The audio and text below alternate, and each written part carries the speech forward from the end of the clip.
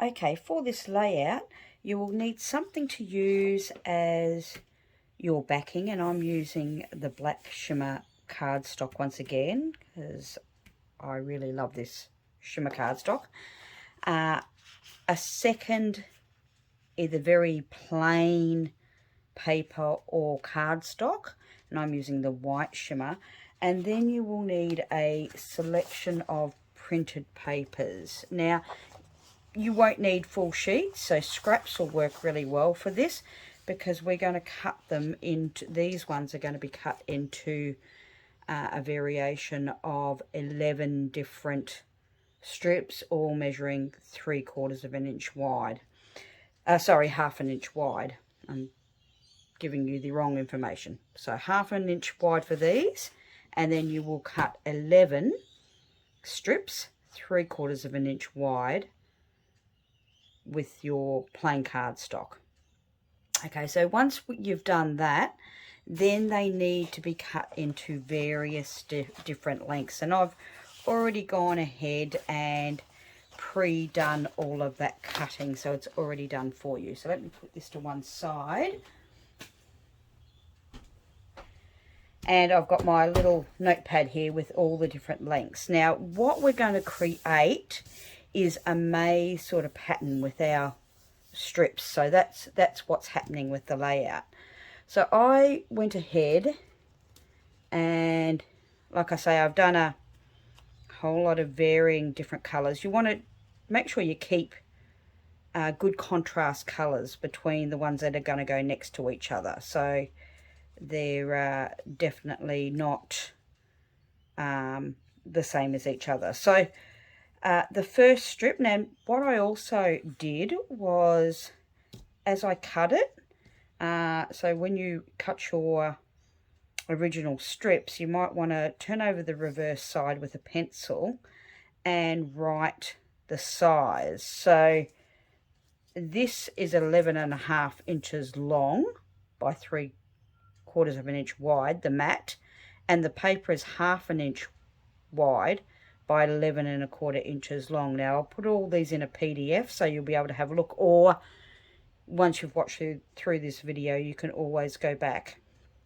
and pause it and cut each piece of paper as you go. So let's start by putting them down. I'll give you each measurement as we go. Now we're going to start from this left hand side, and they are going to, like I say, go around the edges. You want to leave, I would use repositionable tape so it's easy to move anything, and you want to leave about 1/4 of an inch from the edge, roughly. Make sure you line it up. You don't have to match your designer pieces of paper, your pattern paper. You could just use the pattern paper if you like, but I think it just gives it a little bit more lift. I might move that down slightly, and this is why you'll want to use repositionable. Okay, so we try to get it nice and even. Piece number 2 is 10.25 is the mat, half an inch, 3/4 of an inch wide and 10 3/4 of an inch long, and the paper is half an inch wide by 10.5 inches long, and that will go to the bottom here with just a slight gap, so you're still trying to keep that 1/4 inch or just under a 1/4 inch edge. And you can see if you go through when you're cutting your cardstock and you write each length on it, then when it comes back to cutting the papers, you can just use that as your guide to cut each paper and do it as you're putting it down. So try to line it up with the bottom corner so it's all symmetrical, because this really, you want it to come out looking a little bit like a maze pattern. So that's our next one. Our next piece after that, which is going to go here along this edge. So this is 10 3/4 is the mat length, and the paper length is 10.5. So I just found it so much easier writing my measurements on the back so you couldn't get confused. Once again, you want to continue trying to keep, I might move that over just a tiny little bit. I'll put this one in place first. But try to keep that same border right around the edge.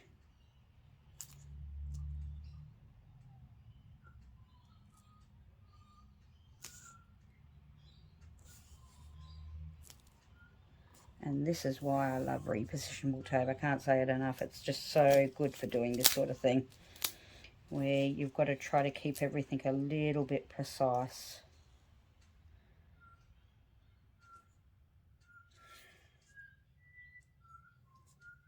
So you can kind of see why I went ahead and cut everything out in advance for you, because it's the placement which is the important part. I think, you know, most of you know how to use a trimmer and to cut things. So the next one will be 9 3/4 inch long mat, and the paper will be 9.5 inches long.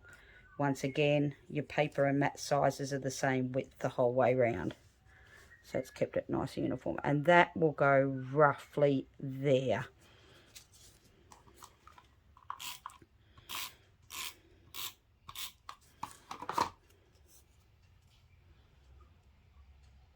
A little bit of a gap.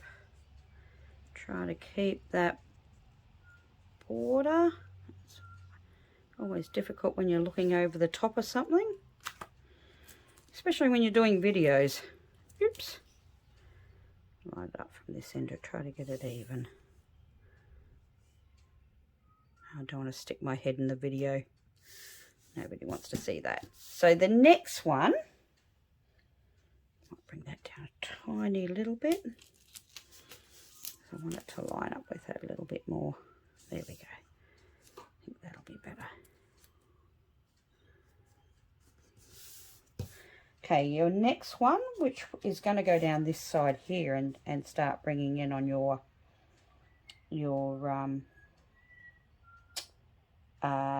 maze, is going to be 9.5 inches long, and the paper will be 9 1/4. So it's always 1/4 of an inch. The paper is 1/4 of an inch shorter than what the mat is.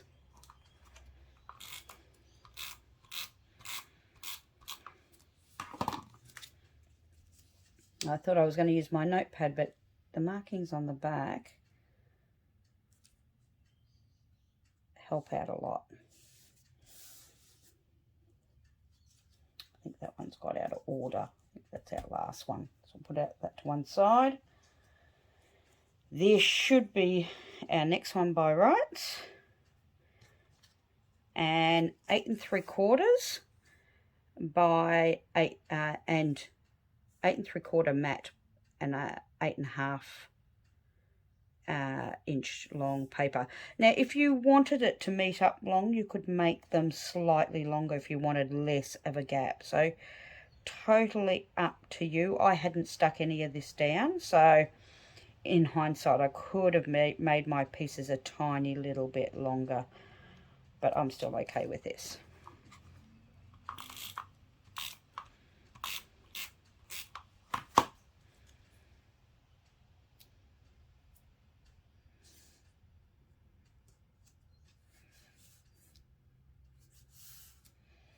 Okay, our next one, which will be this one here, is going to be 8.5 by 8 1/4. 8.5 for your mat.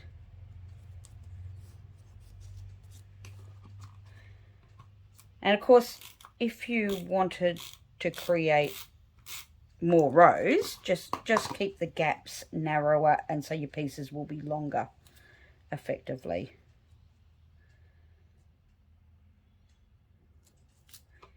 In my head, I was thinking we probably want to keep a little bit of a gap to create that definition. Okay, we're getting close to the end now. So this one is 7 7 3/4 and 7 1/2, and that'll go along the top here.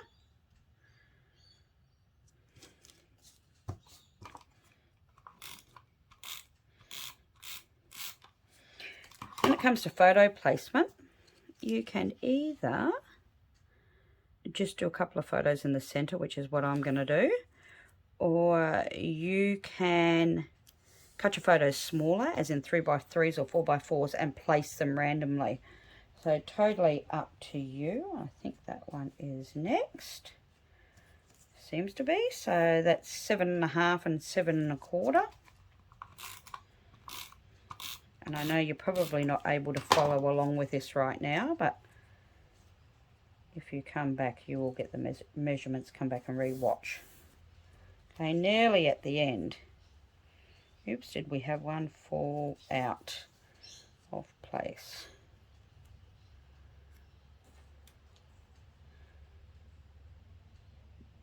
Just trying to work out which one is out of line, because I stacked them all up.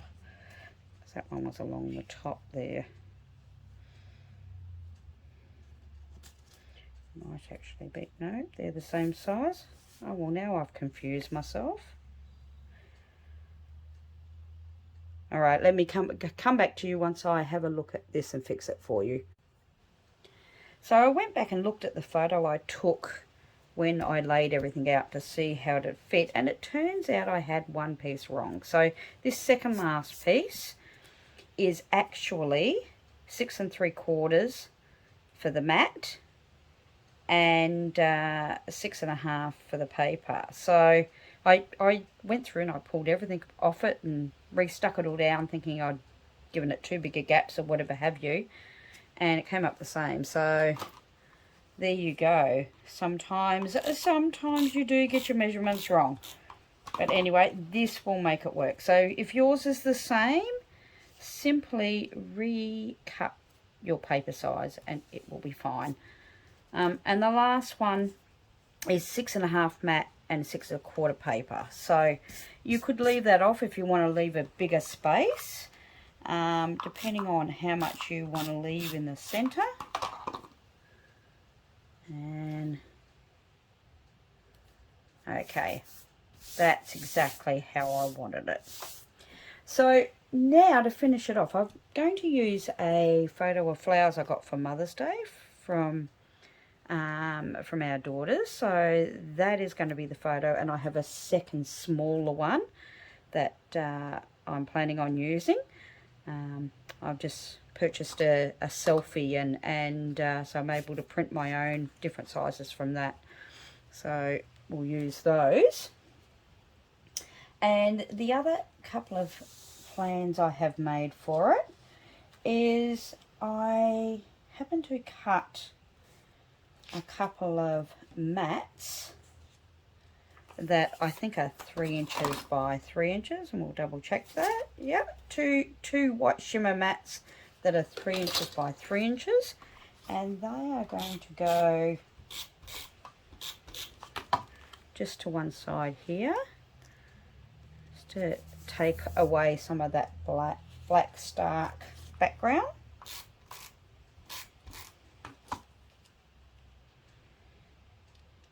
Might move that top one down a little bit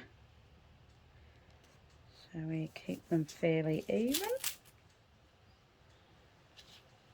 And the photo is going to go to the right of these, just to one side here.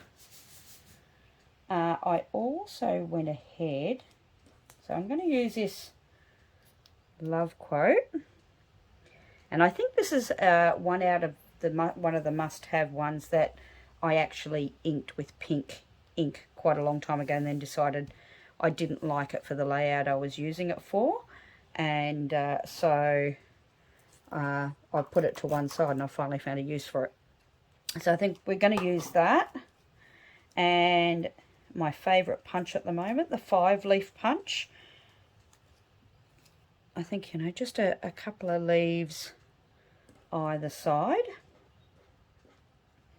will work really well. Just like that. We may even put the leaves under and then try to put them just tucked under the word love. I think that'll look really lovely. And then with my leftover, this was an embossed cardstock from a long time ago that I cut the five leaf punches out of. I'm using the leftovers on this bottom piece here, and I've cut 1/2 inch strips just to help tie that in, because this was done from odd paper packs, and we didn't have a matching embellishment pack, so I've had to come up with my own embellishments. And just roughly about 1/4 inch apart, I'm using them on this piece of cardstock, and this is where I'm going to put that smaller photo. Let me see, might have to move things as usual. Where would I be? How did I ever survive without repositionable tape? Who would wonder? The funniest part is I resisted it for so long, thinking I've got plenty of tape runners, I don't need it. And then I tried it and went, oh my goodness, where have you been all my life? This is fantastic. Doesn't have to be exact, but it'll tie in that green, so that's why I wanted to use it. And then with the other little thing I'm going to add to this embellishment I'm creating right now is if you got the devotion bundle, you would have received the love punch, and when I looked at that I went, oh, I'm never going to use that, and I've used it for so many things. This is the repositionable tape all over again, but I don't want to use the positive, I want to use the negative. So these tiny little letters I wanted to use against the green, because I think that they will tie in just beautifully. I'll show you where that is. And you can see how lovely that will tie in. So let me get the photos down and we'll finish it all off for you.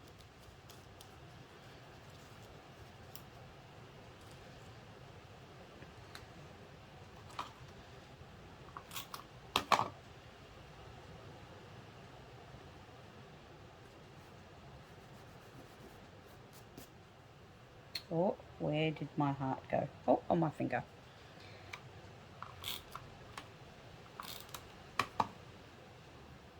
I'm waiting for some new Precision Point adhesive pens to come in my next order because I've run out. So if you're like me and that happens, you can always put your repositionable, you've got small pieces like this, onto your surface, add your small embellishment, and then rub the extras off, and it'll still work just as well.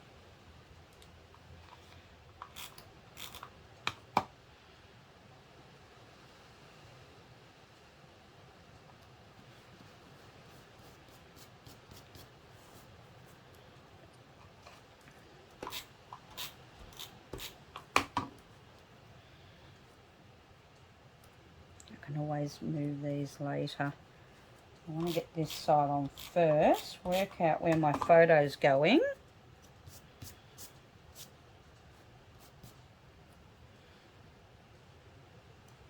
If I touch the ends, it will line up when I place my word love over the top, because that's what we want to try to do. I'll move those up slightly.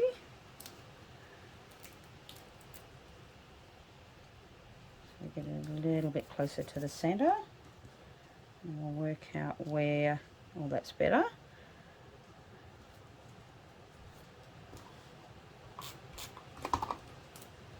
Pop pop a little bit of adhesive on the bottom, and then you can line up the top as to where it's going to go. But I think before we stick that down, I would like to put my photo in place and work out where that one's going. I think I'm going to tuck it underneath like that as such.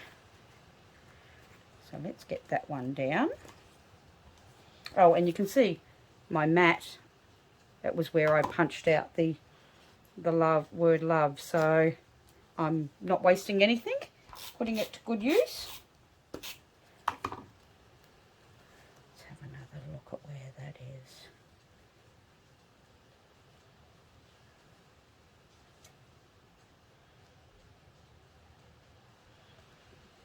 Alright, get this one down. Now normally I would use normal tape runner to put photos down because they're a little bit heavier, but because I may need to reposition, I am just going to use the repositionable. Now last but not least, we're nearly there. So just remember, when you're putting down these borders, just remember that some of them you may have to adjust lengths, so be aware of that. So I would put down, cut my cardstock lengths, cut them to the lengths and put them down first before adding my papers, so it'll be easier to replace your cardstock length. I reckon about there is going to be, trying to get it so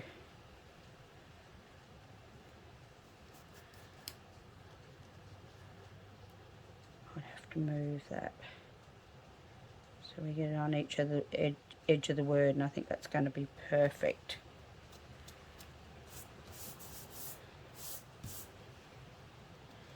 And who would have thought I made any mistakes, right? You could use, if you want to change colours of these laser cut embellishments, if you're using a white one, you can even use our dot pens to colour them, because sometimes they just don't quite, the colours don't quite match your layout, but you love the word or what it says. And that becomes a bit of a problem if you're using a dark colour word, in which case I would recommend just colouring it black. I think that's pretty good. So there we go. There is my Amaze Me layout, and I can't wait to see yours. And thank you.